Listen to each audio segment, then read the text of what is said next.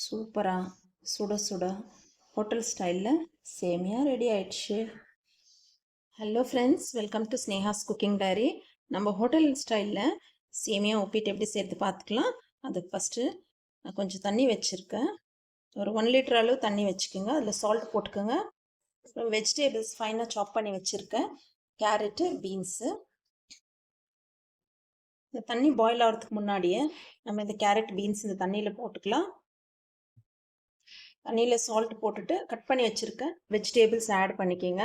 இப்போ இந்த தண்ணி நல்லா பாயில் ஆகணும். இது பாயில் ஆகட்டும். கேரட், பீன்ஸ் போட்டோம். தண்ணி நல்லா பாயில் ஆயிடுச்சு. தண்ணி நல்லா பாயில் ஆனதும் நம்ம எடுத்து வச்சுருக்க சேமியா போட்டுக்கலாம்.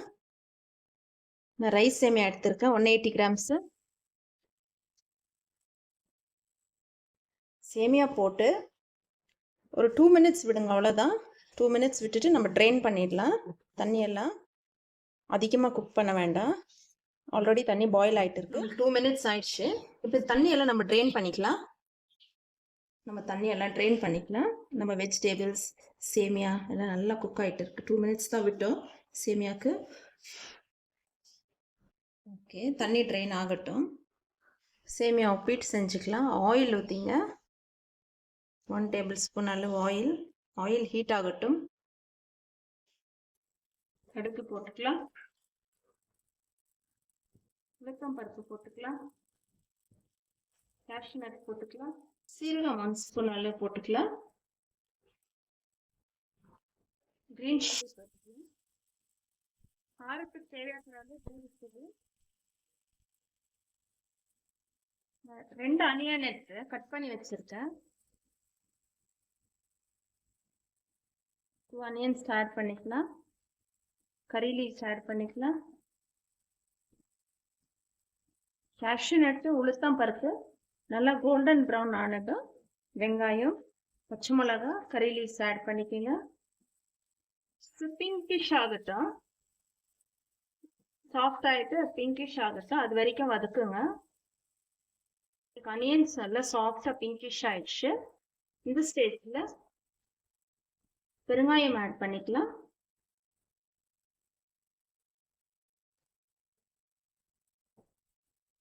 பெருங்காயம் ஆட் பண்ணிட்டு ஒரு 2 செகண்ட் வதக்குங்க. இப்போ நம்ம பாயில் பண்ணி வச்ச வெஜிடேபிள் சேமியா ஆட் பண்ணிக்கலாம்.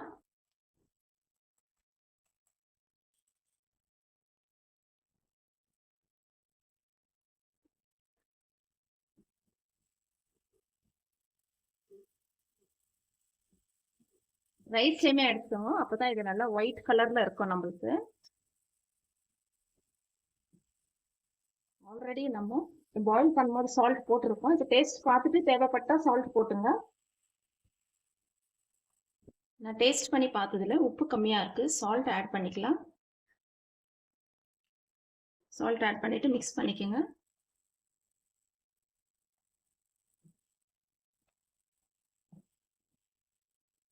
நல்லா மிக்ஸ் பண்ணிடுங்க. ஓகே, நம்ம சால்ட் போட்டு நல்லா மிக்ஸ் பண்ணிட்டோம். இப்போ ஒரு கைப்பிடி அளவு கோகோனட் ஆட் பண்ணிக்கோங்க.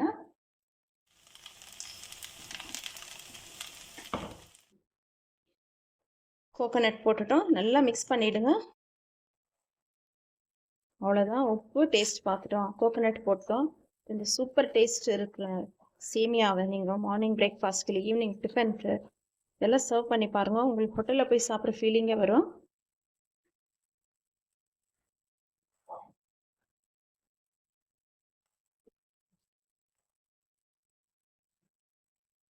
இதே மாதிரி சேமியா ரெசிபி நீங்கள் செய்து சாப்பிட்டு எப்படி இருந்துச்சுன்னு எனக்கு கமெண்ட்ஸில் தெரியப்படுத்துங்க ஃப்ரெண்ட்ஸ்.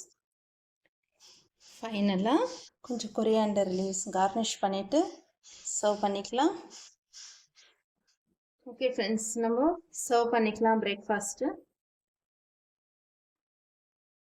சூப்பராக சுட சுட ஹோட்டல் ஸ்டைலில் சேமியா ரெடி ஆயிடுச்சு. இந்த மாதிரி மெத்தட் நீங்கள் ஒன்ஸ் ட்ரை பண்ணி பாருங்கள் ஃப்ரெண்ட்ஸ். எப்படி இருந்துச்சுன்ட்டு எனக்கு கமெண்ட்ஸில் தெரியப்படுத்துங்க. உங்களுக்கு இந்த ரெசிபி யூஸ்ஃபுல்லாக இருந்திருந்தால் உங்கள் ஃப்ரெண்ட்ஸ் ரிலேட்டிவ்ஸ்க்கெல்லாம் ஷேர் பண்ணுங்கள். See you all in next video. Bye.